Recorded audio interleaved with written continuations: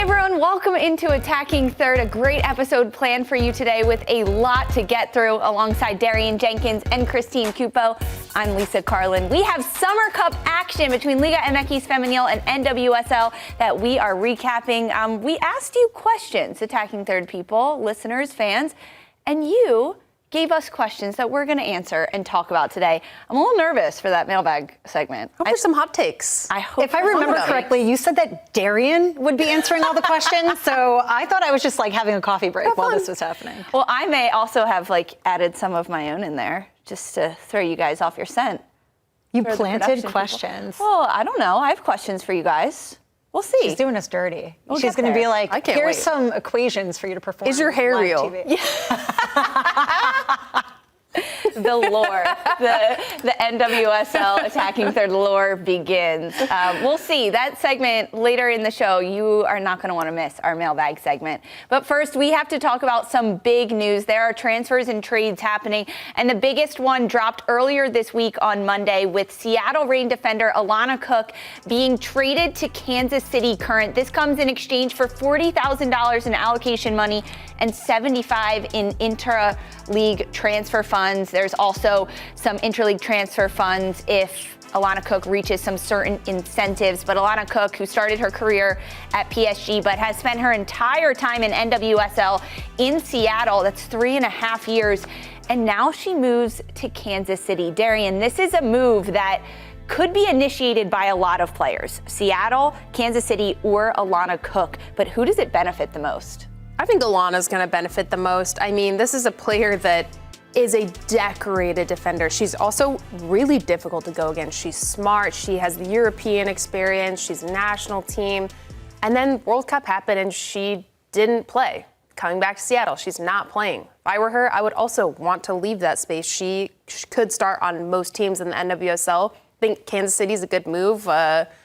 They concede a lot of goals, as we've talked about over and over again. I think she'll help stop that and just be effective. So it makes a lot of sense. The only question I have is she's going with Vlatko. Yeah, so I also wonder if there's layers to the World Cup that maybe we don't know. Obviously, we only see who's playing, who's not. Yeah. And maybe that's why the World Cup was such a miss. We didn't get to see her shine. Hopefully at Kansas City we do. This for sure is, I think, a mutually beneficial arrangement because, again, their chief problem as a team that are absolute Goliaths this season is conceding goals. So Alana Cook fixes that problem. She's familiar with Vlatko. I know there's some question around, how come she didn't get the minutes, the call-ups, et cetera, but I think it really fits into a bigger conversation of we have had really good defenders. Mm-hmm. And so who do you pull to put Alana Cook in? And I do agree with you. She should have gotten a look, but sometimes it just doesn't work out that way. I don't think there's beef or Vlatko wouldn't have gone for her. Yeah, I would say they have a good relationship. Yeah, but what the hell's going on with Seattle? Yeah. How does this open the door for them to maybe roster space salary cap to potentially get someone? It's possible. No, it's possible. I guess I'm confused as to why you would let such a decorated defender go when you need somebody like that to a Kansas City who's dominating. But who knows what Seattle's doing, because a lot of what they've been doing hasn't made a lot of sense. They need a lot of improvements. Letting go of a really solid defender doesn't make a lot of sense to me, but maybe we'll see in the coming months that they were freeing up money to sign some big players, maybe some big European players, maybe some Liga MX players. Who knows? And Kansas City, they recently had an injury to defender Gabrielle Robinson. So she tore her ACL earlier this year. So there is space for a defender at Kansas City. You're exactly right. They concede goals. They have to shore that up. I like this move for Alana Kennedy. And Gal being reunited with Vlatko Ananovsky, with national team. Alana Cook, excuse me. Being reunited with Vlatko Ananovsky, there's a lot of good things there. Maybe we'll see her coming up in some Summer Cup I hope so. matches for Kansas City. She deserves it. We'll see, because the Summer Cup has already kicked off. It's the inaugural tournament between the NWSL and Liga MX Femenil. We had our first weekend of matches. They were pretty exciting. Let's take a look at all the results from the Summer Cup and things that happened, including this big match between Tigres and Pachuca, the only Liga MX Femenil against Liga MX Femenil match, 22nd minutes. It was Pachuca getting the first chance. They really knew they had to strike early. Corral with a right-footed shot into the bottom left corner, just exploiting those gaps. Tigres did not do a great job of defending there. 27th minute, Tigres, they would have an answer. Yes, La Maga, Lisbeth Ovalle curls it into the top left corner of the net. That's 2 goals in the last 3 matches for Ovalle. Ovalle, she's like, give me the defender. I'm going to go inside where there's no space and still bury this one. Absolutely exciting. So good. 49th minute, Tigres, they would keep going. Yeah, capitalizing on an error from Pachuca goalkeeper off that corner. Cristina Ferral just slots it home. It's her first goal since May 12th. 78th minute, Tigres not done yet at the end of this match. Yeah, free kick, right-footed shot, bottom right corner to complete a brace. That was also 2 goals for Corral for a brace in that match. Meanwhile, Louisville against Monterrey, 11th minute corner kick. They were not afraid to come out and volley. Fatima Servan gets on the end of this and just watch this curl hit the post, go in. What a great way to start the match for Monterrey. But Louisville had a response. Emma Sears gets on the end of this shot that hits the crossbar from Jalen Howe and just buries it. Good to see Sears in the right place at the right time, finding her form in this tournament. 47th minute, though, controversial for me because Fisher's offsides. You take a look at this. It's a brilliant finish, great run. There's big gaps in Monterrey's defense, but there's no VAR in this tournament, which is shocking to me. We can discuss later, but 71st minute, Ari Borges gets on the end of this free kick. Savannah DeMello sends it forward. DeMello had 2 assists, but a brilliant little kiss. Look at the spin on that. Over the goal line, brilliant finish from Ari Borges. Angel City took on Club America. This is actually the second time they faced each other. They did play in the preseason, but for Angel City, this was a match for them in the 29th minute. Kennedy Fuller, she's 17 years old, but she shoots like she's a veteran in the league. Incredible shot by her, top of the 18. Just a single touch. She already knew what she was doing with that goal. 89th minute, then the veterans get in on the action for Angel City. A turnover at the top of the box, and Sydney LaRue. She knows where the goal is. She knows where the defenders are always, and she creates space for herself to double the lead for Angel City. However, Club America, stoppage time, they wanted a piece of this back. Set piece action, ball serviced in. Palacios, she gets ahead, that just bounces it over the goalkeeper, and Club America gets 1 back, but Angel City pick up 3 points in their first Summer League match. Washington Spirit took on Guadalajara. This was a match for Washington Spirit to prove themselves without their internationals. In the 13th minute, it would be all Washington. Absolutely. Washington really dominant, but across this corner, we have Paige Metter, just a header in. That's her first goal in 13 appearances in all competitions. Really, really clean. Washington would continue to outshoot Chivas Guadalajara, continuing in the 22nd minute, again with Washington Spirit. Yeah, absolutely. You have Brittany Ratcliffe just like swooping in, right-footed shot. Espino with the save. 30-year-old forward with 6 NWSL goals this season. Washington Spirit pick up 3 points and a win. They do concede 1 to Guadalajara in that match, but there was more action. Portland Thorns taking on Club Tijuana, and this was a game, Darian, where there was absolutely no shortage of goals in the opening 5 minutes. I mean, was Portland missing anybody to the Olympics? This was insane. Klingenberg sends this ball forward, but Sinclair's who gets on the end. A little chip, a little dip, a little snow on top. It ends up going in, but Sinclair's so smart on this. Just look at her movement to see this rebound, put it over the top of all the traffic, and give Portland their first 5 goals in this match. And then for the debut goal, Olivia Wade Katoa gets on the end of this brilliant dribble and pass from Klingenberg again, just orchestrating play and slots this home for the second on the night, but not the last, sadly, for Tijuana.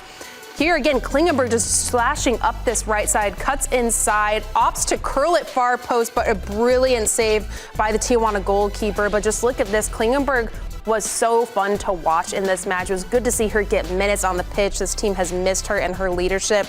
Tijuana had an opportunity. Solorzano, the little slice and dice, turns and opts for a shot, but really, really good save. The 26th Guatemalan forward was the most lethal player for Tijuana in this match, but not enough for them to put anything on the board. And Portland ends up winning 5-0. Absolutely dominating. They did not. Portland topped their Group A after that match day, but arguably one of the groups of death in this competition is Group C, that has Tigres, Kansas City Current, Pachuca, and Houston Dash.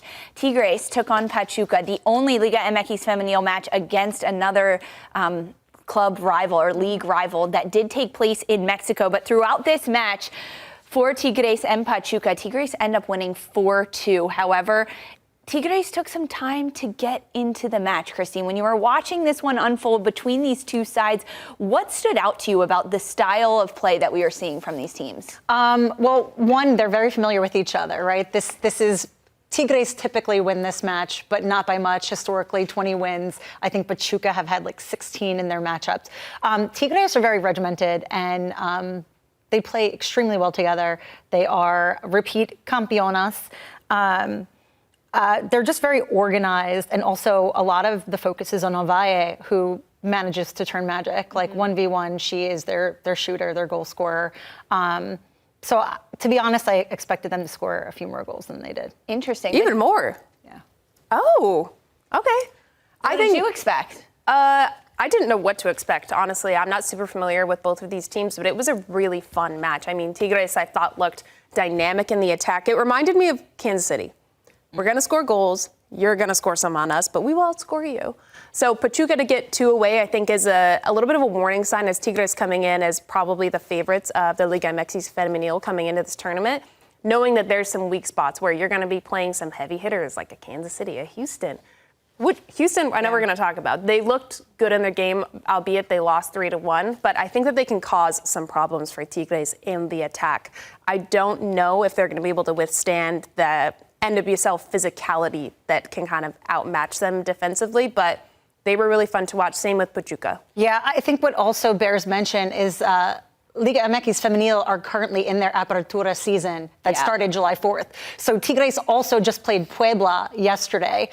So where NWSL has a singular focus right now of the Summer Cup, Tigres are very much in season and playing, not to mention their Olympics missing players.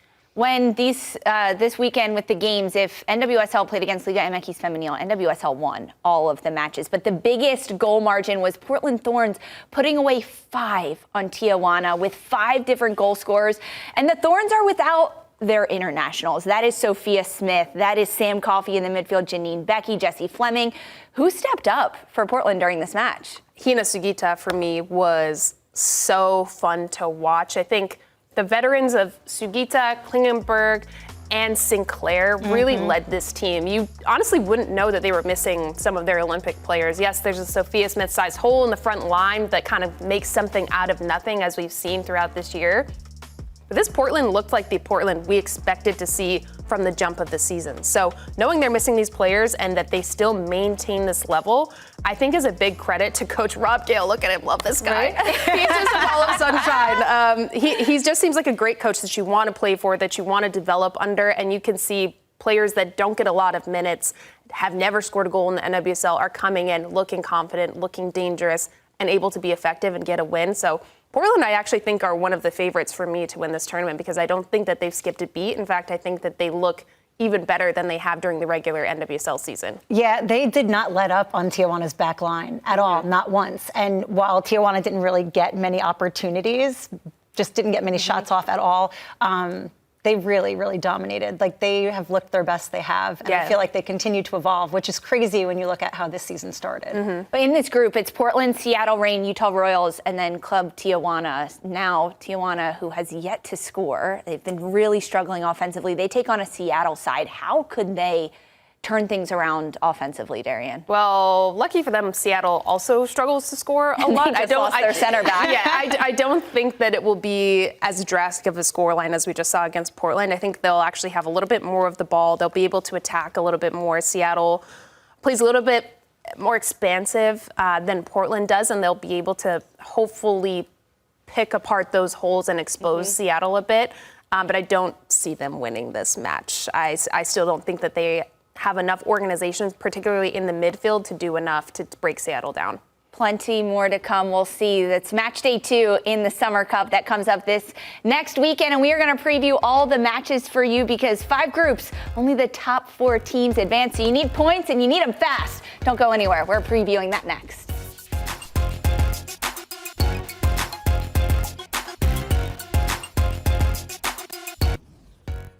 Welcome back to Attacking Third. The Summer Cup action continues with some big notable matches, all of them on Paramount Plus. Racing Louisville against North Carolina Courage, San Diego against Club America on the Golazo Network, Bay against Angel City, a California rivalry, and then Saturday, a number of matches, Orlando versus Rayadas, Kansas City versus Pachuca, Utah versus Portland Thorns, and then Sunday, doubleheader, Gotham against Washington and Houston take on Tigres.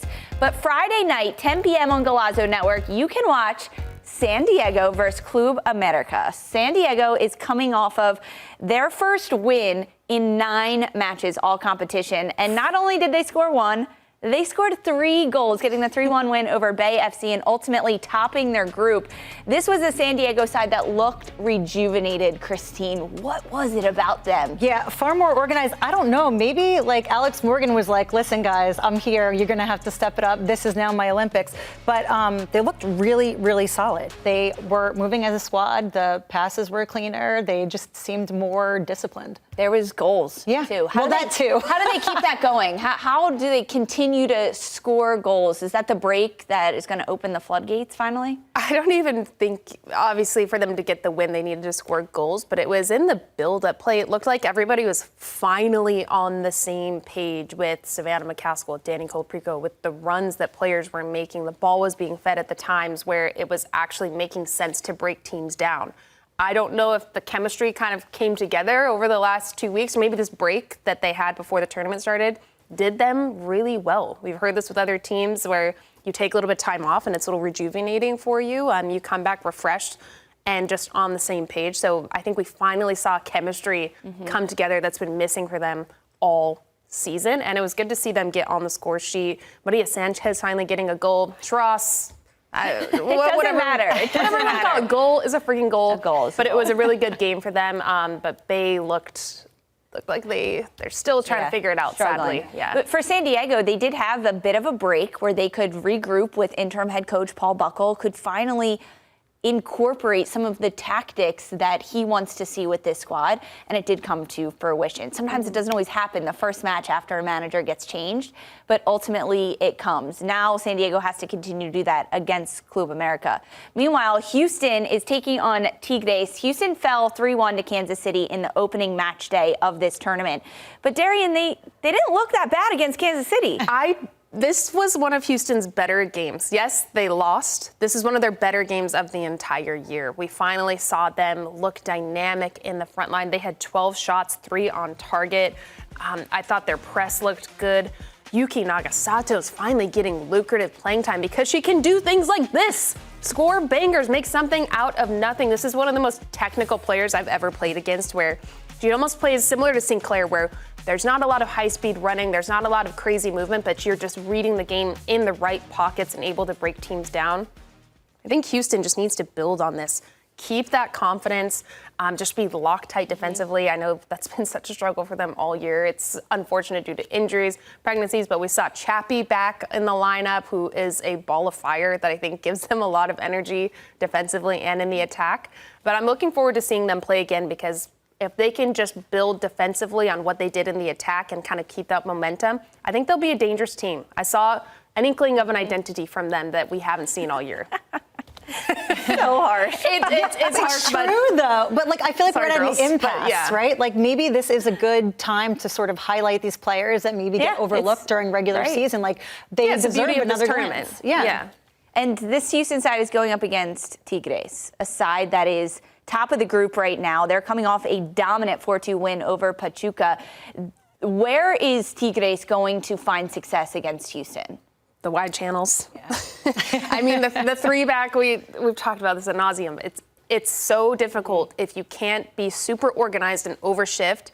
you will be punished in the wide channels, you'll be punished in transition because you'll be racing back to get in front of your goal. So I think Tigres is going to be able to exploit them in that way. If Houston can try to tighten that up a little bit or possess the ball better, shut down the transition moments higher up the pitch so they don't have to track back defensively so much and they can actually enjoy possession in their own attacking half, Houston can be successful in breaking Tigres down because Tigres also showed they're susceptible in transition. I think Houston can dominate on set pieces. Yep. I hope this match is a slugfest, actually. Yes. Because it's two teams we've never seen go up against each other this season. And yeah, I think each side has a lot to prove. Yeah. Each side has a lot to prove. Tigres wants to prove that they can compete against NWSL teams, top the group, and get into the quarterfinals.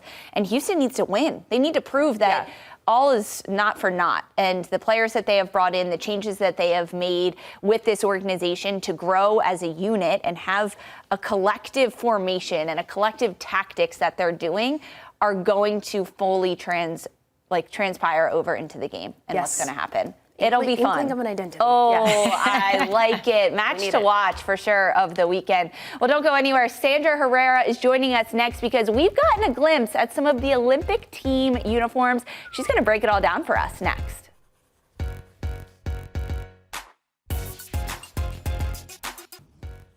Welcome back to Attacking Third. We are pleased to be joined now by Sandra Herrera. Sandra, welcome into the show. How are you? I'm hanging in there. Really hyped for Olympics this week. We're getting closer. We are inching closer, and you have some big news because you joined U.S. Women's National Team head coach Emma Hayes' match day presser as she leads into the United States taking on Zambia in the first match of the group stage. What did you learn from Emma Hayes?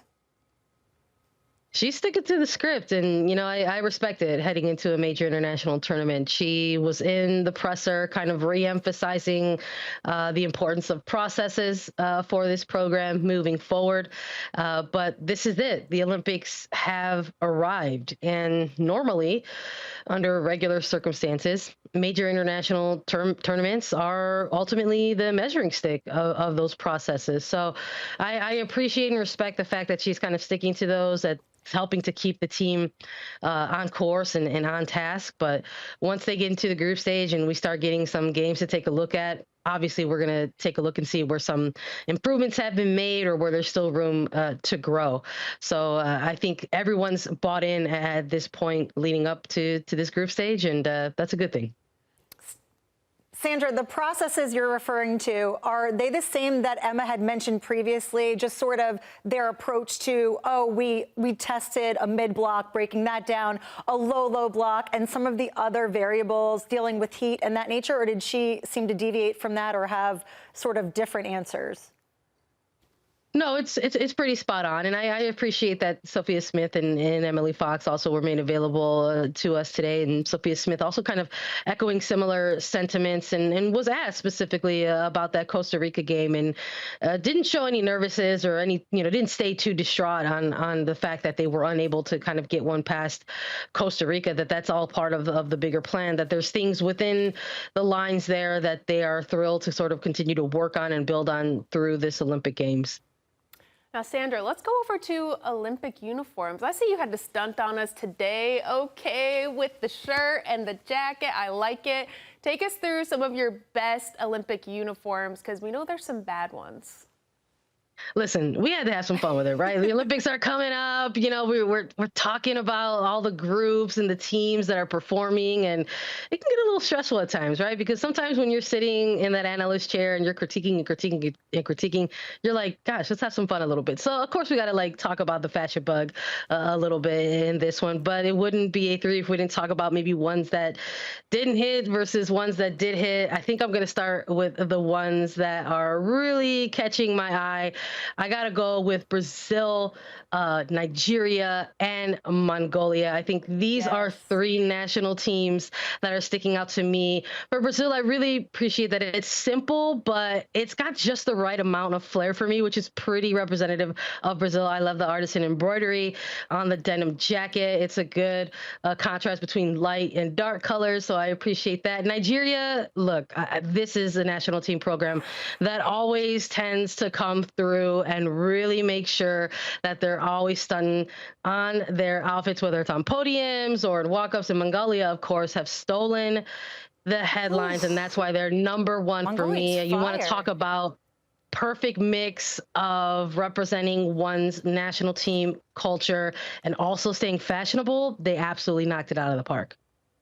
What about some of the uniforms, Sandra, that maybe aren't up to your standards and par? The ones that fell a little flat, who stood out?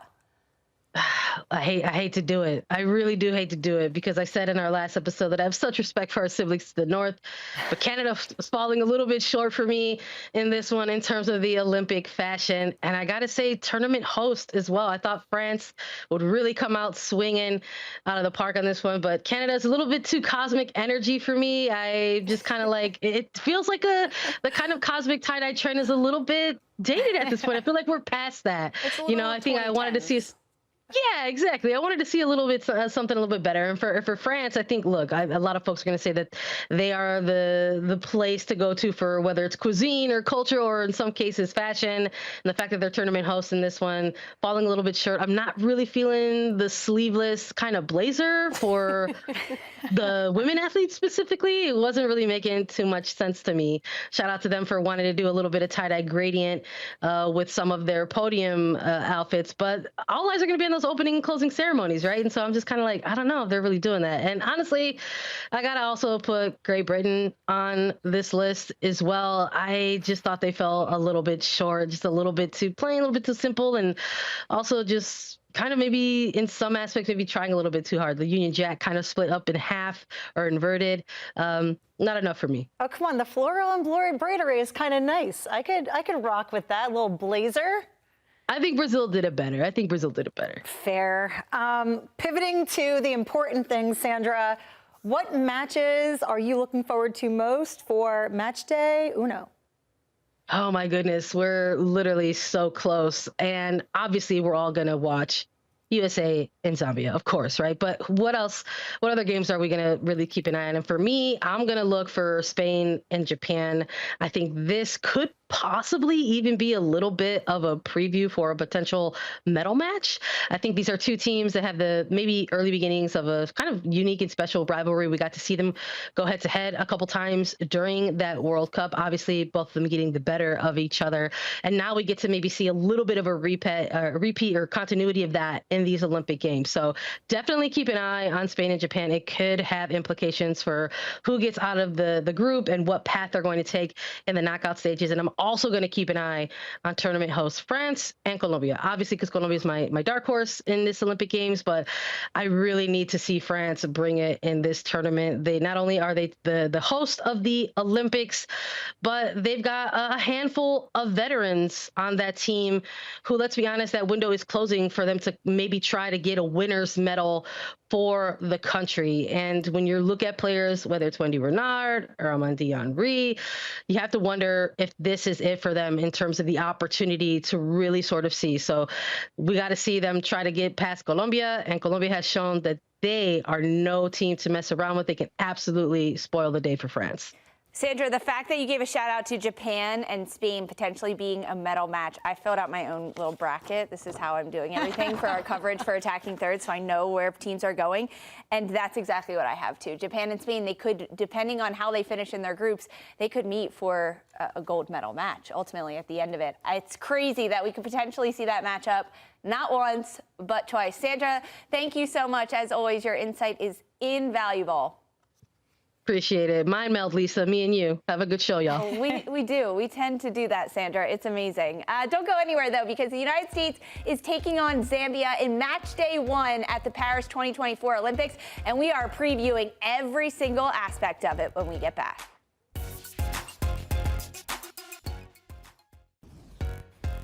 The United States have announced their post-Olympic friendlies. They are taking on Iceland October 24th and 27th. Plenty of excitement to come following Paris. But before we can even talk about Iceland and the United States, we have to talk about match day 1 for the United States as they take on Zambia in their opening group stage match at Paris Olympics 2024. This is the first meeting ever between the United States and Zambia. Wild. Absolutely wild. Emma Hayes, as a new head coach, has only had 4 matches. However, they're unbeaten, United States, in their last 9. And under Emma Hayes, they have gotten 4 straight shutouts plus 4 wins. However, if you're Zambia, there's a lot of tape to look at, Darian, if you are scouting the United States. So what is going to be Zambia's game plan to beat the United States? My opinion, they're going to have to sit back, pick and choose the times to go forward. I know yesterday on our show I said, balls to the wall, just attack, full send. I think they're going to be a little bit more tactical. You have to respect the U.S. front line. And a Rose Lavelle, who I think can orchestrate anything she wants when she's healthy and on the pitch. So sit back in mid to low block, try to plug some holes. Transition, especially over the left side of the park. The speed that Zambia has up top, I don't think the U.S. has been able to play against a team leading up to this Olympics that can match what these Zambian players can do. I mean, nobody can. So I think taking advantage of that space over the top that we've seen teams like Mexico exploit in the U.S. is going to be key for them to create scoring opportunities, to get set pieces. I think that's another way where we haven't seen the U.S. really tested in those moments. The 1v1s that are really intricate, that these players are so talented in, why they are international and having such successful seasons abroad is how I think Zambia can break down the U.S. and you have to try to stop Barbara Banda. Yeah, I mean, as Emma Hayes says, the most informed striker in the world right now. I want to see how the U.S. is going to try to plug those holes so balls don't go forward to her. I think like Girma and Tierna just have to hold hands in the back and then just like wrap around her. Red Rover, try to get through. But no, in all reality, they're going to have their work cut out for them because you know that Barbara Banda does not shy away from 1v1s, 2v1s. She physical contact. Invites them, right. She will drop a shoulder. She's happy to make you look silly in the back. I think that the U.S., more importantly, needs to use this opportunity to actually score goals this match. And hopefully we have a full test Lavelle back in the midfield because without her, we lose a lot of that creative spark. Horan is great because you want somebody that's foundational, but I think that sometimes she's too predictable, so it's a little bit less. You know what you're going to get, and you know what you have to do to kind of shut her down. With that, like Zambia also have a lot of speed. I don't want to be overly reductive, but even with our young side that we have for the U.S., I think that it will pose a challenge. Trinity hasn't been as productive in goal scoring, but more so in like ball distribution. And it's wonderful that she's willing to do that role. But if they're not actually converting and not able to be clinical, like they're back where they were during friendlies. Trinity's best asset is her 1v1 ability. If she can isolate herself in wide channels and go at the Zambian defenders and attract 1 or 2 defenders around her and then be able to pick out crosses, it's going to work for the United States, but they have to stay confident and they have to stay ahead of this game. They can't let it get wrapped up in the emotions, or if Zambia just continues to go in transition and it runs away from the U.S. a little bit, that's where danger could ensue. When you think about how Zambia might potentially attack this U.S. side, Darian, there has to be a counter move for the United States. What can the U.S. do to slow down Zambia? The U.S. press has been really good to watch. They force play to one wide channel and then collapse numbers there. They try to make play really predictable. They've done well at that, but again, against teams that are not the Zambian national team. If they're able to shut down the service of the balls that can go high and wide over the U.S. defense, I think that will be key for them, and also minimizing their own mistakes. We just watched how many highlights of Barbara Banda? How many times have we seen her just kind of be in good spaces, good pockets, wait until somebody has a little bit of a mistouch, a little bit of a mispass, a ball doesn't have enough pace on it where she's able to pick it off and run. And it's most of the time a goal. So I think the U.S. is going to have to be super clean. I mean, this is a really good test for a first match for both of these teams to see how, one for Zambia, they can try to break down the U.S. tactically, how they've been very proficient with their press and in the spaces that they allow to teams to exploit them. And then for the U.S., how can you score some goals, as Cupo said? It's not just the goal scoring, though. They have to get there. If I'm Zambia, the U.S. has had struggles building out of the back when they have high press against them. Mexico did it very effectively in the W Gold Cup and most recently in their send-off match before the Olympics. So when the U.S. is looking to build out of the back, Christine, what are some key areas that they can progress the ball? How do they get past a high press? That's the question, right? And I think they've been going through these exercises in the friendlies, and Emma has pointed out that she doesn't expect them to be perfect going into Zambia. And I understand that, but now we've seen them where they've been more successful and less successful, especially where you see them like mid-block, low block, where they haven't had an easy or good time breaking down defenses. But I think in terms of when they play out the back and you have like Coffey supporting Horan, I think that that's worked, but I don't think that there's enough of a creative spark there to really get anything going. I think they have a challenge there.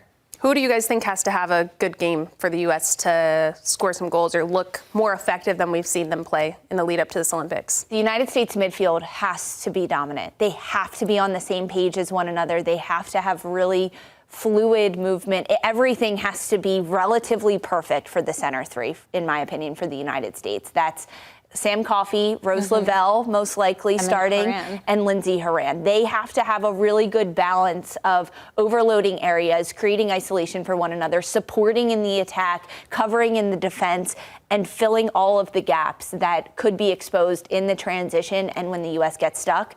Plus, when the U.S. is building out, it all is focused on the center three for me. What about you, Christine? I agree, but I also feel like, and I know that this just probably wouldn't work out either way, it just like lacks creativity outside of Rose, who really can kind of turn something out of nothing. Like, I wish we could really find like a solid place for like to plug Jaden Shaw, who I think just kind of adds more of that playmaker in there to help the front line so that they can focus on just full on attack. I think the job is going to belong to sort of the top line. They're going to have to start scoring goals. I think it relies on Mallory Swanson. They're a different team when she's on the pitch. Similar to a Rose Lavelle, I agree, but I don't know if we can really rely on Lavelle as much as we can of Mallory Swanson, just due to her getting knocks, her being healthy coming into a match, her feeling 100%. A lot of that is precautionary, I understand, but it's a quick tournament. Yeah, I'm terrified of Rose not being 100% full test Rose. I think that Jaden Shaw would step up. I think Mallory Swanson can drop into that 10 position. I hope that we see that, putting it out there. It's happened before, putting it out there. But I think she's creative enough. She has the vision. She exploits pockets of space where if she's on the ball, they look good. We've seen in the first half of their last friendly, she hardly touched the ball. There wasn't much going on. For Emma Hayes in this U.S. side, I would argue that 10 of the players have their starting spot locked in. The one position that could be up for grabs is the left back role. And if Zambia chooses to attack that left back side with a player moving forward, who would you rather start in that left back position? Jenna Nightswanger, Crystal Dunn, or Crystal Dunn? Choice? For me, it's Crystal Dunn. I think her 1v1 defensive ability is... We've had more evidence of Crystal being much better defensively 1v1 than we do of Jenna Nightswanger. I think in the attack, Jenna Nightswanger can whip a ball on a dime, 100%. I think she's one of the best distributors in that left back position. But defensively, if you're very worried about the pace of a forward, the physicality, the patience, the Crystal Dunn, almost the decision making in those moments. She's just much more experienced at this level in a concentrated tournament against players of this caliber than I think Jenna Nightswanger's been exposed to. What does this game say about how the United States tournament is going to go? How much pressure, Christine, is on the United States to perform in every aspect of this game? That means scoring goals, picking up wins, and defending well in order to set the tone for the rest of the tournament. I think for this game in particular, everyone is hyper-focused because we've seen now a limited test under Emma Hayes, and we've seen their missteps and some of their shortcomings, and they're a little bit exposed. And I think that what we'll be looking for collectively is some indication that they are coming together. And I know that the expectation has been set that this isn't supposed to be a perfect polished team, but I think the expectation still remains that there should be fluidity and effective in attack, and that the defense needs to be much better. I don't think we're going to see all those pieces come together in this match. I think if there's one focus, it's let's score some goals. Yeah. This is the game where they can actually go out and try and maybe be a little bit riskier So in my opinion, you have to put some away. You have to be creative. You have to be daring, dare to dream. But you have to put some away. But risky is a very interesting word to use. They can't be too risky. It's the Olympics. You need a score. And I guess this is the match to do it in their group play. It's the first game in group play. You can try some new things in this match. You can try to break teams down. You can play a little bit more freely, a little bit more daring. I think that's what we have to see to maybe have a little bit more confidence when it's a little more Loctite going into the next match. Yeah, alternately, Zambia will be looking to try to hit them in transition. So any error that they make, if they capitalize on it, this could be a wild early upset. Well, heck of a way to start the tournament for the United States. They take on Zambia Thursday, 3 p.m. Eastern Time, and we've got a live recap on YouTube for you following that match. But don't go anywhere. We've got a mailbag segment coming up for you next.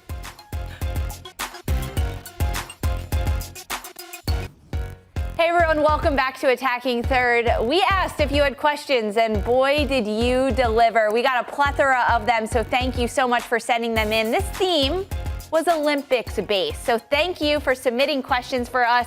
Let's jump right into it. Up first, our mailbag question. How surprising is Caroline's inclusion on Brazil's roster? Caroline suffered an ACL injury at the end of the 2023 NWSL season with North Carolina Courage. She has yet to make an appearance back on the field. She has been training, but she is going to Brazil. Darian, I'll start with you.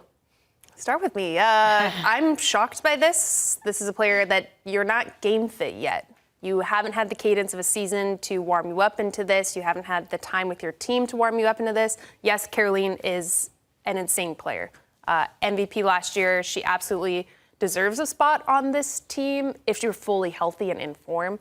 Justice for Debinha. For me, I think that's shocking that she didn't make the roster. But happy for Caroline. I hope we see her. Maybe we're seeing things behind the scenes where she's gotten a lot of minutes in games and friendlies and whatnot, and she's able to build into this. But I don't know. I don't know how much you use her in these games. It's not putting her in a bad position. Yeah, especially with a pared down roster. I don't know. It's a head scratcher, and I'm like the president of the Caroline fan club. So for me, I was even surprised she hasn't had any match minutes. And like also contextually, she and I had the same surgery. Well, mine was a little bit more complicated in the same week. Mm-hmm. So it's just kind of shocking that she's headed off to the Olympics and I'm still rehabbing. Definitely shocking. We'll see if she gets minutes and what happens with her in Brazil and how much Caroline actually plays if she does, right? Mm-hmm. If you can bring her and only bring her on for the final 5 minutes of a match, it might be worth it at that point if you're going to score goals.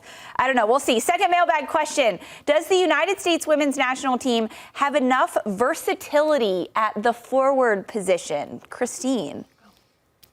I think we have an artillery forming. I mean, I don't. How much versatility do we have? The distributors, we have playmakers, we have creative players. I'd say yes. Obviously, they lack finishing more recently. 100%, we have enough versatility. 100%. That question's wild. Maybe that's coming from we don't have a 9 is a 9 is a 9 of like an Abby Wambach and Alex Morgan where they're posting up in the box. But I think the game has kind of strayed away from that in a way of being a classic 9. And we have really dynamic players, 1v1 artists. You have players like Mel Swanson who can play all across the front line, Sophia Smith who can turn on a dime. Yeah, we just need to see them finish. But like I said, I'm not worried. Absolutely have enough versatility. And Lynn Williams coming off of the bench. Mm-hmm. She can be a poacher in the box for sure. Oh, yeah, she's scrappy. I'm not Lynn worried about the front line. There's absolutely versatility. I think you nailed it on the head. I think this had to be Darian's contextually. Not worried, then we're not worried. I think it had to be contextually like a standard 9 question because people tend to fall back on that. Like, there's no true 9, but. Okay, another question for us. This one focused a bit more on Germany, another nation in the United States group. How does Lena Oberdorf's absence affect Germany and the balance with Group B? Midfielder Lena Oberdorf, a late scratch for Germany after hurting her knee before this Olympics. So how does her absence, Darian, affect the squad? It's massive. I mean, she's an identity player for them where when she's on the pitch involved, even just defensively shadowing, it gives the team a lot of confidence. It changes the way that they play, the freedom that players around her have to get higher, to drop in behind her. She's kind of the linchpin for them and their success. So missing her, there's going to be a lot of players that have to step up. I don't know if there's anyone like for like that can match. I think it's going to be a little bit more defensive for Germany this tournament. Yeah, we'll see. Okay, we've got some really fun rapid fire questions to get through. This is quick, ladies. Golden boot. Cupo, it's rapid fire. I don't know. I can't do Christine this. Cupo. Golden boot, Darian. Golden boot. Bon Mati. Christine. Oh no. I can't say the same thing. Who else? Paryuelo. Is there? I'm going to say Tanaka from Japan. Banda. I like it. Banda's nice. a good one. Banda's a good one. Okay, young player of the tournament. Christine. Oh God. Darian. Jenna Niswanger. Paryuelo. Spain for me. Who else is there? Oh, Caicedo. Oh, that's a good one. Golden glove. Defensive. Let's go. Perrod Mignon, France. She Yeah, took that's a my good Juve shout. keeper. That's just dirty work. I think if USA makes it to a gold medal match, Alyssa Nair could get it. Meryl. I don't Okay, who's winning? Who's winning bronze? know. USA. Japan, USA for me. Wow. Silver. France. U.S., Japan. Gold. Spain. Spain. Spain! We did it! Thank you, everyone, for sending in your mailbag questions. Every single U.S. Olympic match, we are going live, youtube.com/attackingthird for instant analysis and recap. You are not going to want to miss that all Olympics long. Plus, we've been nominated for People's Choice Podcast Award, Best Female Hosted Podcast. Thank you for listening, following, and voting for us. If you haven't voted yet, go give it a vote. The Olympics are starting. We'll see you Thursday post-match on YouTube for U.S. versus Zambia recap. See you then.